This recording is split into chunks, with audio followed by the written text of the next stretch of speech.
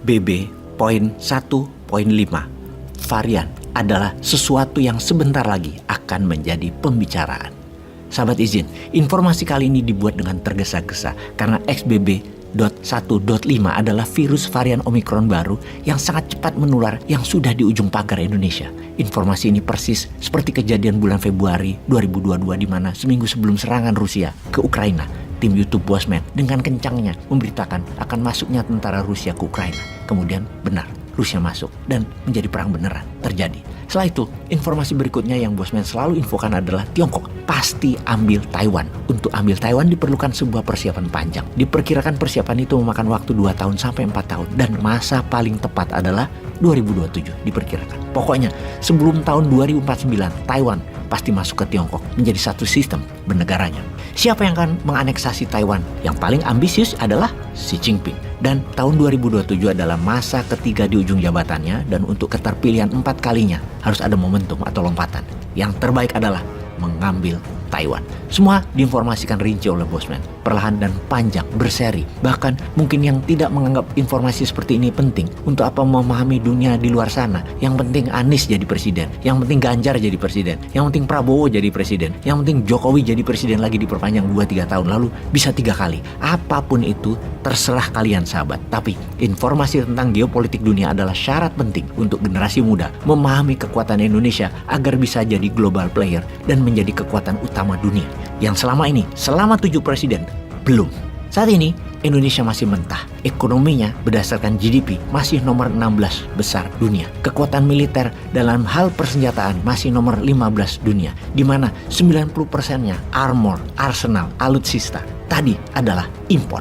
Industrial military kompleknya masih belum jadi. Keterampilan tentaranya dalam hal jumlah dan kombatan skill masih nomor 12 dunia. Kekuatan tentara aktif 500.000 personel tentara dan kekuatan bisa menjadi besar karena ada 5 juta manusia Indonesia yang bisa dimobilisasi untuk angkatan kelima dalam perang. Populasi nomor 4 dunia dan masih muda usianya rata-rata, semua itu baru kekuatan standar. Sejauh ini cara menghitung kekuatan Indonesia, apakah Indonesia global player atau Indonesia superpower. Negara superpower itu kalau kekuatan militer persenjataannya top 3 dunia berbarengan dengan top 3 kekuatan ekonominya, itu baru disebut negara superpower. Terakhir adalah kekuatan budayanya, kekuatan pengaruh lifestyle, kekuatan budaya seperti Hollywood, Disney, Pixar, soft power lainnya. Seperti India punya Bollywood, seperti Korea Selatan punya K-pop, seperti Tiongkok punya Hong Kong Industrial Entertainment. Mereka mempengaruhi dunia soft power dan itulah 3 hal penting global player yang Indonesia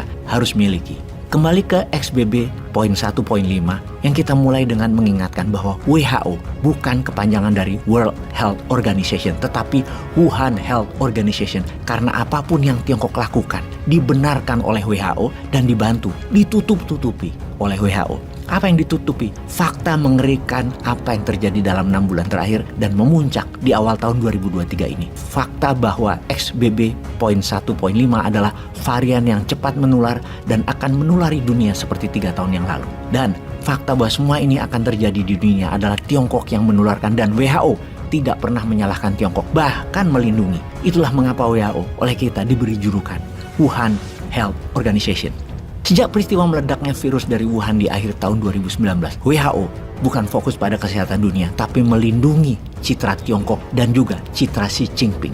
Yang keduanya tidak boleh disalahkan atas banyaknya korban berjatuhan karena virus Wuhan tersebut di belakangnya Tiongkok dan WHO ada globalis bermain, yaitu Big Farmasi.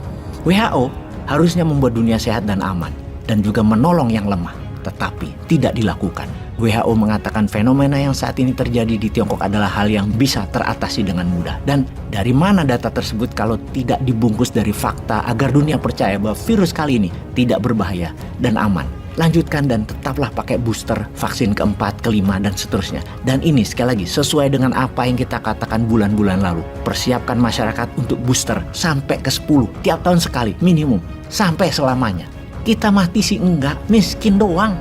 Kembali ke WHO. Kayaknya WHO gak pakai masker menutup saluran pernapasan dan menutup mulutnya, tapi dengan sengaja pakai masker di matanya.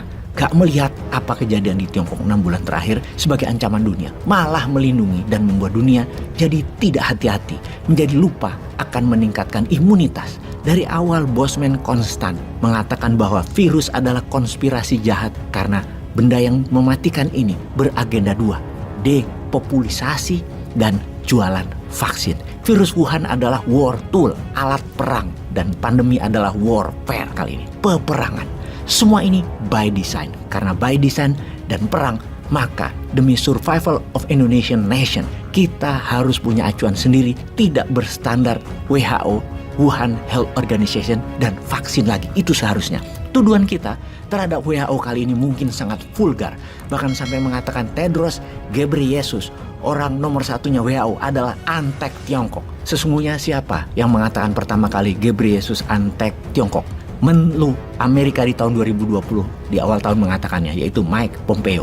Kalau diingat, di awal tahun 2020 di mana virus masih di Wuhan, semua kejadian di depan matanya WHO bukan melindungi dunia, namun masih menganggap enteng, bahkan menipu dunia dengan mengatakan virus tersebut tidak bisa pindah ke manusia lain lewat udara. Ingat lo ya, ini awal tahun 2020 dan akhir tahun 2019, yang mana kita tahu sekarang bahwa info-info WHO itu adalah menipu dan menjebak kita semua sehingga kemakan vaksin diplomasi dan memakan ratusan ribu korban manusia di rumah sakit dan biaya 1.000 triliun rupiah untuk menangani masalah pandemi dan masalah ekonomi. WHO waktu itu, masih ingat kita, mengatakan karena virus Wuhan aman, tidak bisa ditransfer lewat udara, jadi orang dari Wuhan harus bisa travel ke seluruh dunia. Namun faktanya, tak lama kemudian ribuan orang terpapar dan meledak kejadian tersebut dari Italia. Dan setelah itu, tak lama kemudian, dalam hitungan bulan, seluruh dunia terimbas dan jutaan meninggal. 1 miliar manusia terinfeksi. Farmasi besar panen akbar, panen raya. Vaksin bohongan yang tidak meningkatkan imunitas daya tahan sebenarnya pun ikut panen. Kita ingatkan lagi, ketika beberapa negara punya strategi melindungi negara waktu tahun 2020 ini ya, dengan tidak menerima orang-orang yang datang dari Tiongkok, Dr. Tedros secara pribadi terang-terangan memarahi negara seperti India, Australia dengan mengatakan sebaiknya kalian negara-negara tidak perlu melarang kedatangan orang dari Tiongkok yang akan mengganggu perdagangan dunia. Apa nggak gila itu Tedros yang dengan terang-terangan melindungi Tiongkok? Dan tak lama setelah dia mengatakan hal itu di Januari, bulan Februari, dunia gelap dan dunia panik. Sebenarnya satu orang itulah akar masalah dunia. Karena sebagai ketua orang nomor 1 WHO, bukannya melindungi dunia tapi melindungi hanya Tiongkok. Pencitraannya dia adalah buzzer yuannya Tiongkok dia itu.